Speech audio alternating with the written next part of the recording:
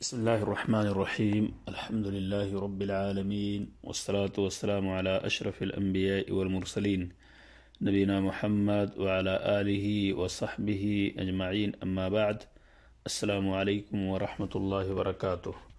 معزز سامعین، گزشتہ دروس میں ہم نے مساجد اور نماز پڑھنے کی جگہوں سے متعلق کچھ باتیں سماعت فرمائی ہیں اور وہ سلسلہ ابھی جاری ہے۔ مسئلہ نمبر 70 اور مسئلہ نمبر 71 ابھی آپ کے سامنے پیش کیا جا رہا ہے۔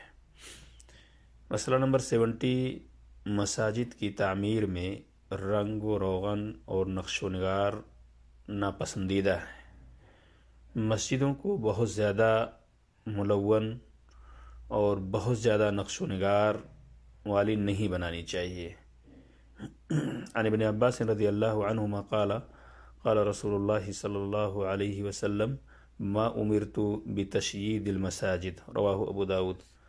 حضرت عبداللہ ابن عباس رضی اللہ عنہما کہتے ہیں، رسول اللہ صلی اللہ علیہ وسلم نے فرمایا، مجھے منقش مساجد تعمیر کرنے کا حکم نہیں دیا گیا ہے۔ اسے ابو داود نے روایت کیا ہے۔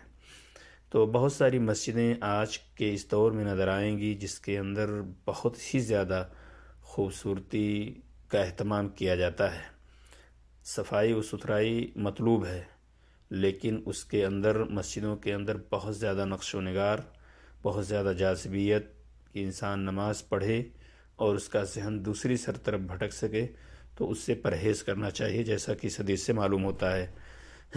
مسئلہ نمبر 71، بیل بوٹے یا نقش و نگار والے مصلے پر نماز نہیں پڑھنی چاہیے۔ دور حاضر میں اگر دیکھیں آپ تو کچھ ایسے سجادے آپ کو ملیں گے، جائے نماز ایسی ہوگی کہ جس پہ بہت عجیب و غریب طرح کی چیزیں بنی ہوتی ہیں، اور نمازی کا ذہن و دماغ اسی کی طرف بھٹک جاتا ہے۔ تو بہرحال اس پہ نماز پڑھنے سے پرہیز کرنا چاہیے۔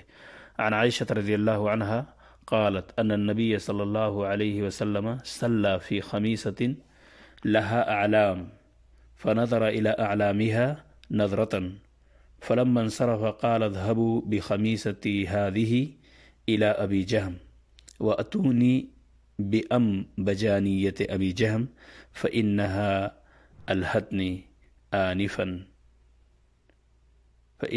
الہتنی آنفا عن صلاتی، رواہ البخاری۔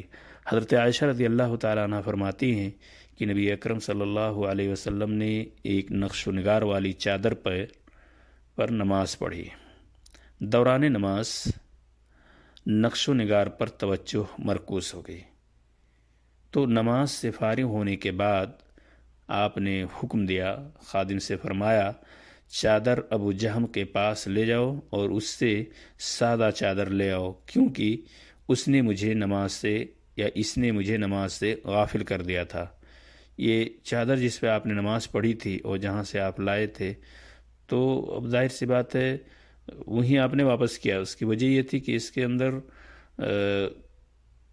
نقش و نگار بنے ہوئے تھے، بیل بوٹے بنے ہوئے تھے، جس کی وجہ سے آپ کی نظر اسی کی طرف مرکوز ہو گئی اور آپ کا وہم و خیال اسی کی طرف ہو گیا، جسے اللہ کے رسول نے خود حکم دیا کہ اس کو لے جا کے بدل کے دوسری چادر لاؤ۔ سامعین کرام، ہمارے لیے ضروری ہے کہ ہم سادہ، صاف ستھرا ہو، سادہ ہو، بہت زیادہ اس کے اندر نقش و نگار بیل بوٹے نہ بنے ہوں، تو ایسی ہی چیزوں پہ ہم نماز پڑھیں تاکہ ہمارا ذہن و دماغ نماز کی طرف رہے، خشوع و خضوع برقرار رہے۔ اللہ تبارک تعالی ہمیں اور آپ کو نماز پڑھنے اور اس کی خشوع و خضوع کو برقرار رکھنے کی توفیق عطا فرمائے، آمین۔ السلام علیکم ورحمۃ اللہ وبرکاتہ۔